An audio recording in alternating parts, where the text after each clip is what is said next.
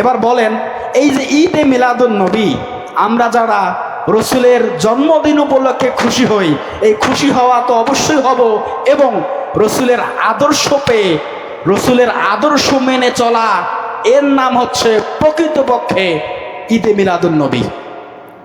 আপনি যদি ঈদে মিলাদুন নবী পালন করতে চান, আপনার পরিবার থেকে শুরু করে আপনি নিজেও, আপনি সকল মানুষদেরকে নিজেই রসুলের আদর্শ পথে চলবেন, বা আমরা চলবো, এবং রসুলের দেখানো পথে আমাদের চলতে হবে। এটাই হচ্ছে আমাদের প্রকৃত মুসলমানদের ঈদে মিলাদুন নবী। কারণ ঈদে মিলাদুন নবী আবু লাহাব পালন করেছিল, সে জাহান্নামী। আবু তালিবও পালন করেছিল, সেও জাহান্নামী। তো ঈদে শুধু খুশি হওয়া আর আদর্শ মেনে নেওয়া কি এক? কথা বলেন।